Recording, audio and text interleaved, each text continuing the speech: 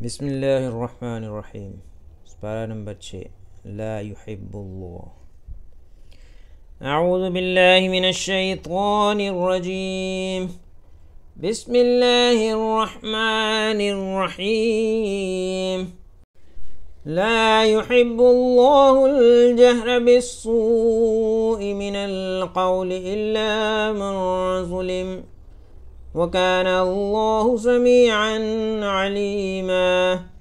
إن تبدوا خيرا أو تخفوه أو تعفوا عن سوء فإن الله كان عفوا قديرا. إن الذين يكفرون بالله ورسله ويريدون أن يفرقوا بين الله ورسله ويقولون نؤمن ببعض ونكفر ببعض ويريدون أن يتخذوا بين ذلك سبيلا، أولئك هم الكافرون حقا، وأعتدنا للكافرين عذابا مهينا. والذين آمنوا بالله ورسله ولم يفرقوا بين أحد منهم أولئك سوف يؤتيهم أجورهم، وكان الله غفورا رحيما.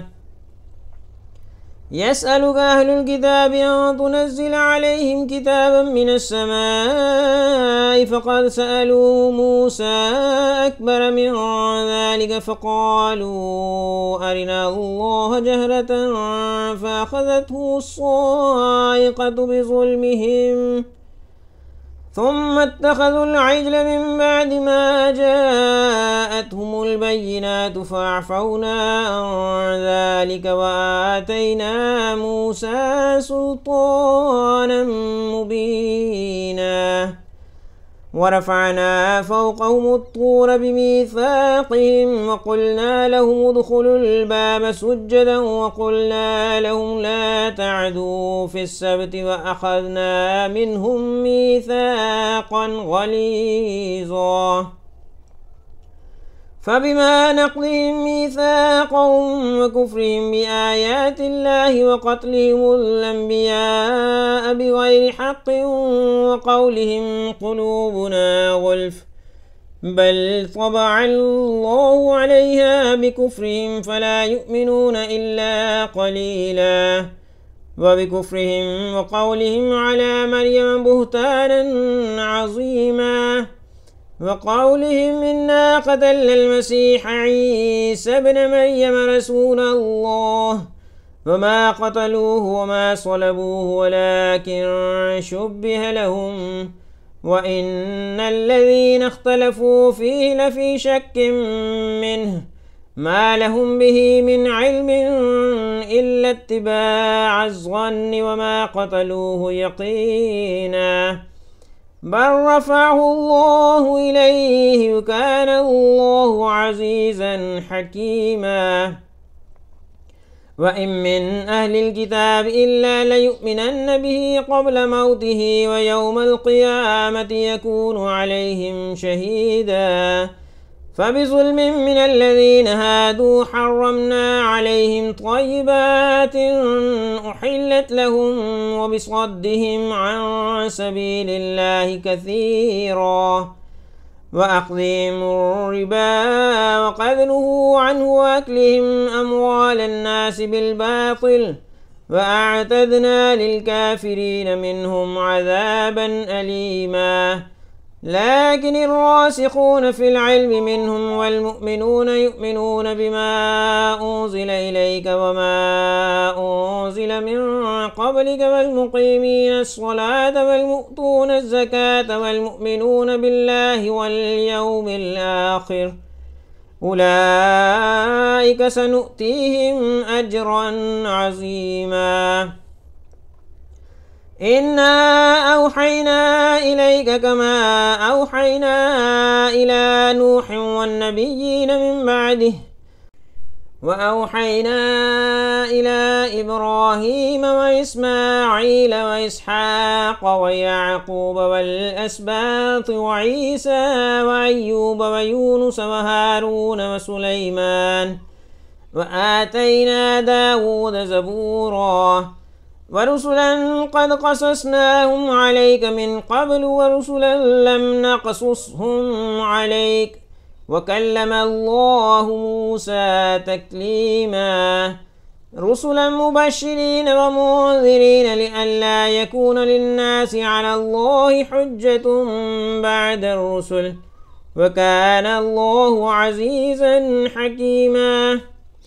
لكن الله يشهد بما أنزل إليك أنزله بعلمه والملائكة يشهدون وكفى بالله شهيدا إن الذين كفروا وصدوا عن سبيل الله قد ضلوا ضلالا بعيدا إن الذين كفروا وظلموا لم يكن الله ليغفر لهم ولا ليهديهم طريقا إلا طريق جهنم خالدين فيها أبدا وكان ذلك على الله يسيرا يا أيها الناس قد جاءكم الرسول بالحق من ربكم فآمنوا خيرا لكم وإن تكفروا فإن لله ما في السماوات والأرض وكان الله عليما حكيما يا أهل الكتاب لا تغلوا في دينكم ولا تقولوا على الله إلا الحق إنما المسيح عيسى ابن مريم رسول الله وكلمته ألقاها إلى مريم وروح منه فآمنوا بالله ورسله ولا تقولوا ثلاثة انتهوا خيرا لكم إنما الله إله واحد سبحانه أن يكون له ولد له ما في السماوات وما في الأرض وكفى بالله وكيلا لن يستنكف المسيح أن يكون عبدا لله ولا الملائكة المقربون ومن يستنكف عن عبادته ويستكبر فسيحشرهم إليه جميعا فأما الذين آمنوا وعملوا الصالحات فيوفيهم أجورهم ويزيدهم من فضله وأما الذين استنكفوا واستكبروا فيعذبهم عذابا عليما ولا يجدون لهم من دون الله وليا ولا نصيرا يا أيها الناس قد جاءكم برهان من ربكم وأنزلنا إليكم نورا مبينا فأما الذين آمنوا بالله واعتصموا به فسيدخلهم في رحمة منه وفضل ويهديهم إليه صراطا مستقيما يستفتونك قل الله يفتيكم في الكلالة إن امرؤ هلك ليس له ولد وله أخت فلها نصف ما ترك وهو يرثها إن لم يكن لها ولد فإن كانت اثنتين فلهما الثلثان مما ترك وإن كانوا إخوة رجالا ونساء فللذكر مثل حظ الأنثيين يبين الله لكم أن تضلوا والله بكل شيء عليم. سورة المائدة. بسم الله الرحمن الرحيم. يا أيها الذين آمنوا أوفوا بالعقود أحلت لكم بهيمة الأنعام إلا ما يتلى عليكم غير محل الصيد وأنتم حرم إن الله يحكم ما يريد.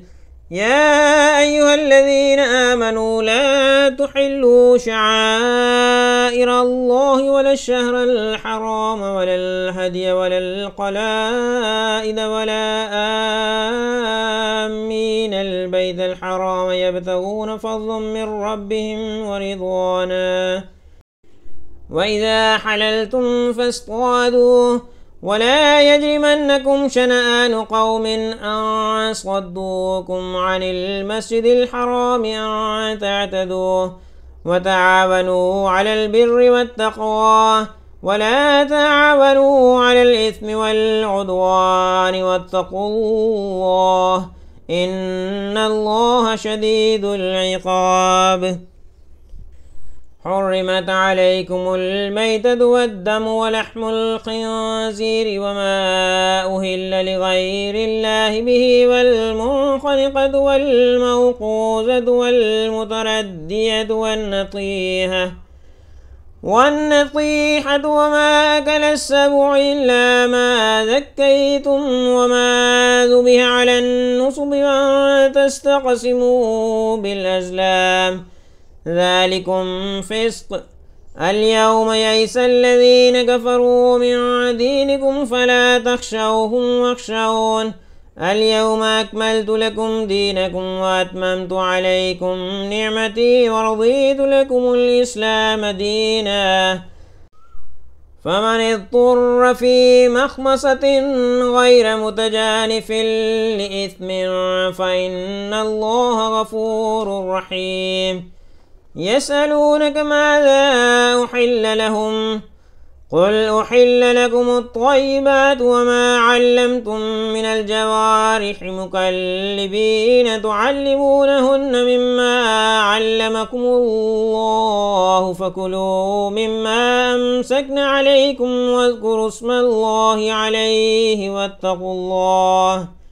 إن الله سريع الحساب. اليوم أحل لكم الطيبات وطعام الذين أوتوا الكتاب حل لكم وطعامكم حل لهم والمحصنات من المؤمنات والمحصنات من الذين أوتوا الكتاب من قبلكم إذا آتيتموهن أجورهن محصنين غير مسافحين ولا متخذي أخدان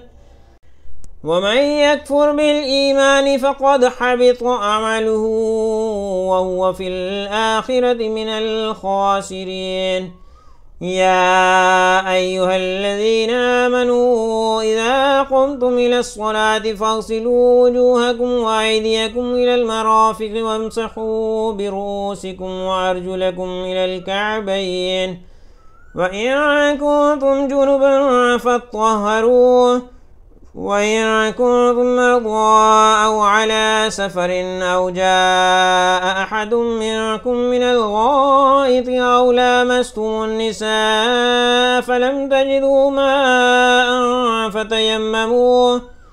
فتيمموا صعيدا طيبا فامسحوا بوجوهكم وأيديكم منه ما يريد الله ليجعل عليكم من حرج ولكن يريد ليطهركم وليتم نعمته عليكم لعلكم تشكرون. واذكروا نعمة الله عليكم وميثاقه الذي واثقكم به إذ قلتم سمعنا وأطعنا واتقوا الله إن الله عليم بذات الصدور. يا أيها الذين آمنوا كونوا قوامين لله شهداء بالقسط ولا يجرمنكم شنآن قوم على ألا تعدلوا اعدلوا هو أقرب للتقوى واتقوا الله إن الله خبير بما تعملون. وعد الله الذين آمنوا وعملوا الصالحات لهم مغفرة وأجر عظيم والذين كفروا وكذبوا بآياتنا أولئك أصحاب الجحيم. يا أيها الذين آمنوا اذكروا نعمة الله عليكم إذ هم قوم أن يبسطوا إليكم أيديهم فكف أيديهم عنكم واتقوا الله وعلى الله فليتوكل المؤمنون. ولقد أخذ الله ميثاق بني إسرائيل وبعثنا منهم 12 نقيبا وقال الله إني معكم لئن أقمتم الصلاة وآتيتم الزكاة وآمنتم برسلي وعزرتموهم وأقرضتم الله قرضا حسنا لأكفرن عنكم سيئاتكم ولأدخلنكم جنات تجري من تحتها الأنهار فمن كفر بعد ذلك منكم فقد ضل سواء السبيل فبما نقضهم ميثاقهم لعناهم وجعلنا قلوبهم قاسية يحرفون الكلم عن مواضعه ونسوا حظا مما ذكروا به ولا تزال تطلع على خائنة منهم إلا قليلا منهم فاعف عنهم واصفح إن الله يحب المحسنين ومن الذين قالوا إنا نصارى أخذنا ميثاقهم فنسوا حظا مما ذكروا به فأغرينا بينهم العداوة والبغضاء إلى يوم القيامة وسوف ينبئهم الله بما كانوا يصنعون يا أهل الكتاب قد جاءكم رسولنا يبين لكم كثيرا مما كنتم تخفون من الكتاب ويعفو عن كثير قد جاءكم من الله نور وكتاب مبين يهدي به الله من اتبع رضوانه سبل السلام ويخرجهم من الظلمات إلى النور بإذنه ويهديهم إلى صراط مستقيم لقد كفر الذين قالوا إن الله هو المسيح ابن مريم قل فمن يملك من الله شيئا إن أراد أن يهلك المسيح ابن مريم وأمه ومن في الأرض جميعا ولله ملك السماوات والأرض وما بينهما يخلق ما يشاء والله على كل شيء قدير وقالت اليهود والنصارى نحن أبناء الله وأحباؤه قل فلم يعذبكم بذنوبكم بل أنتم بشر ممن خلق يغفر لمن يشاء ويعذب من يشاء ولله ملك السماوات والأرض وما بينهما وإليه المصير يا أهل الكتاب قد جاءكم رسولنا يبين لكم على فترة من الرسل أن تقولوا ما جاءنا من بشير ولا نذير فقد جاءكم بشير ونذير والله على كل شيء قدير وإذ قال موسى لقومه يا قوم اذكروا نعمة الله عليكم إذ جعل فيكم أنبياء وجعلكم ملوكا وآتاكم ما لم يؤت أحدا من العالمين يا قوم ادخلوا الأرض المقدسة التي كتب الله لكم ولا ترتدوا على أدباركم فتنقلبوا خاسرين قالوا يا موسى إنا فيها قوما جبارين وإنا لن ندخلها حتى يخرجوا منها فإن يخرجوا منها فإنا داخلون قال رجلان من الذين يخافون أنعم الله عليهم ادخلوا عليهم الباب فإذا دخلتموه فإنكم غالبون وعلى الله فتوكلوا إن كنتم مؤمنين قالوا يا موسى إنا لن ندخلها أبدا ما داموا فيها فاذهب أنت وربك فقاتلا إنا هاهنا قاعدون قال رب إني لا أملك إلا نفسي وأخي فافرق بيننا وبين القوم الفاسقين قال فإنها محرمة عليهم 40 سنة يتيهون في الأرض فلا تأس على القوم الفاسقين واتل عليهم نبأ ابني آدم بالحق إذ قربا قربانا فتقبل من أحدهما ولم يتقبل من الآخر قال لأقتلنك قال إنما يتقبل الله من المتقين لئن بسطت إلي يدك لتقتلني ما أنا بباسط يدي إليك لأقتلك إني أخاف الله رب العالمين إني أريد أن تبوء بإثمي وإثمك فتكون من أصحاب النار وذلك جزاء الظالمين فطوعت له نفسه قتل أخيه فقتله فأصبح من الخاسرين فبعث الله غرابا يبحث في الأرض ليريه كيف يواري سوءة أخيه قال يا ويلتى أعجزت أن أكون مثل هذا الغراب فواري سوءة أخي فأصبح من النادمين من أجل ذلك كتبنا على بني إسرائيل أنه من قتل نفسا بغير نفس أو فساد في الأرض فكأنما قتل الناس جميعا ومن أحياها فكأنما أحيا الناس جميعا ولقد جاءتهم رسلنا بالبينات ثم إن كثيرا منهم بعد ذلك في الأرض لمسرفون إنما جزاء الذين يحاربون الله ورسوله ويسعون في الأرض فسادا أن يقتلوا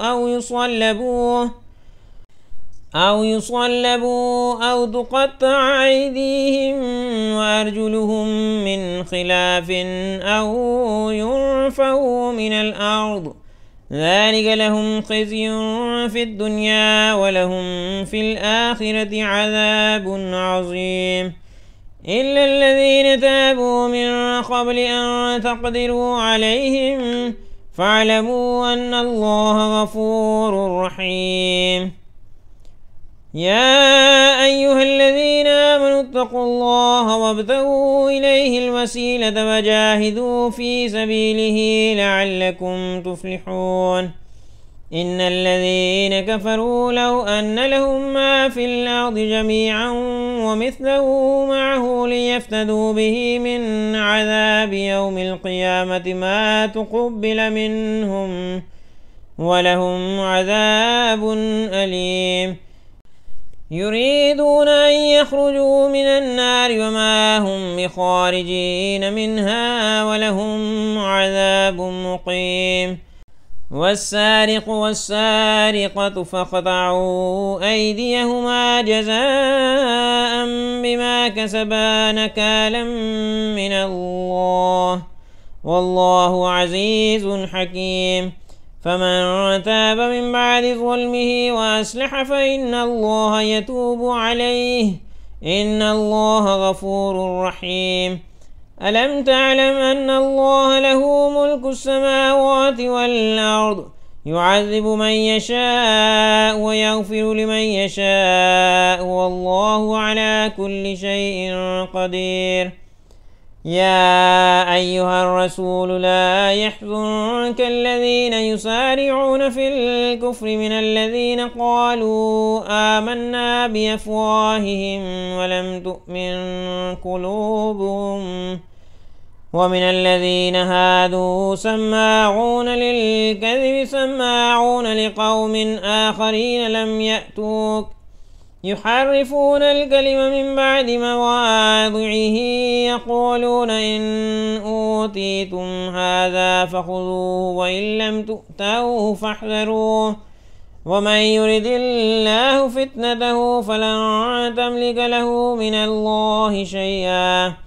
أولئك الذين لم يرد الله أن يطهر قلوبهم لهم في الدنيا خزي ولهم في الآخرة عذاب عظيم سماعون للكذب أكالون للسحت فإن جاءوك فاحكم بينهم أو أعرض عنهم، وإن تعرض عنهم فلن يضروك شيئا، وإن حكمت فاحكم بينهم بالقسط، إن الله يحب المقسطين. وكيف يحكمونك وعندهم التوراة فيها حكم الله ثم يتولون من بعد ذلك، وما أولئك بالمؤمنين. إنا أنزلنا التوراة فيها هدى ونور، يحكم بها النبيون الذين أسلموا للذين هادوا والربانيون والأحبار بما استحفظوا من كتاب الله وكانوا عليه شهداء، فلا تخشوا الناس واخشوني ولا تشتروا بآياتي ثمنا قليلا، ومن لم يحكم بما أنزل الله فأولئك هم الكافرون. وكتبنا عليهم فيها أن النفس بالنفس والعين بالعين والأنف بالأنف والأذن بالأذن والسن بالسن والجروح قصاص، فمن تصدق به فهو كفارة له، ومن لم يحكم بما أنزل الله فأولئك هم الظالمون. وقفينا على آثارهم بعيسى ابن مريم مصدقا لما بين يديه من التوراة، وآتيناه الإنجيل فيه هدى ونور ومصدقا لما بين يديه من التوراة وهدى وموعظة للمتقين. وليحكم أهل الإنجيل بما أنزل الله فيه، ومن لم يحكم بما أنزل الله فأولئك هم الفاسقون. وأنزلنا إليك الكتاب بالحق مصدقا لما بين يديه من الكتاب ومهيمنا عليه، فاحكم بينهم بما أنزل الله ولا تتبع أهواءهم عما جاءك من الحق، لكل جعلنا منكم شرعة ومنهاجا، ولو شاء الله لجعلكم أمة واحدة ولكن ليبلوكم فيما آتاكم، فاستبقوا الخيرات، إلى الله مرجعكم جميعا فينبئكم بما كنتم فيه تختلفون. وأن احكم بينهم بما أنزل الله ولا تتبع أهواءهم، واحذرهم أن يفتنوك عن بعض ما أنزل الله إليك، فإن تولوا فاعلم أنما يريد الله أن يصيبهم ببعض ذنوبهم، وإن كثيرا من الناس لفاسقون. أفحكم الجاهلية يبغون، ومن أحسن من الله حكما لقوم يوقنون. يا أيها الذين آمنوا لا تتخذوا اليهود والنصارى أولياء، بعضهم أولياء بعض، ومن يتولهم منكم فإنه منهم، إن الله لا يهدي القوم الظالمين. فترى الذين في قلوبهم مرض يسارعون فيهم يقولون نخشى أن تصيبنا دائرة، فعسى الله أن يأتي بالفتح أو أمر من عنده فيصبحوا على ما أسروا في أنفسهم نادمين. ويقول الذين آمنوا أهؤلاء الذين أقسموا بالله جهد أيمانهم إنهم لمعكم، حبطت أعمالهم فأصبحوا خاسرين. يا أيها الذين آمنوا من يرتد منكم عن دينه فسوف يأتي الله بقوم يحبهم ويحبونه أذلة على المؤمنين أعزة على الكافرين يجاهدون في سبيل الله ولا يخافون لومة لائم ذلك فضل الله يؤتيه من يشاء والله واسع عليم إنما وليكم الله ورسوله والذين آمنوا الذين يقيمون الصلاة ويؤتون الزكاة وهم راكعون ومن يتولى الله ورسوله والذين آمنوا فإن حزب الله هم الغالبون يا أيها الذين آمنوا لا تتخذوا الذين اتخذوا دينكم هزوا ولعبا من الذين أوتوا الكتاب من قبلكم والكفار أولياء واتقوا الله إن كنتم مؤمنين وإذا ناديتم إلى الصلاة اتخذوها هزوا ولعبا ذلك بأنهم قوم لا يعقلون قل يا أهل الكتاب هل تنقمون منا إلا أن آمنا بالله وما أنزل إلينا وما أنزل من قبل وأن أكثركم فاسقون قل هل أنبئكم بشر من ذلك مثوبة عند الله من لعنه الله وغضب عليه وجعل منهم القردة والخنازير وعبد الطاغوت أولئك شر مكانا وأضل عن سواء السبيل وإذا جاءوكم قالوا آمنا وقد دخلوا بالكفر وهم قد خرجوا به والله أعلم بما كانوا يكتمون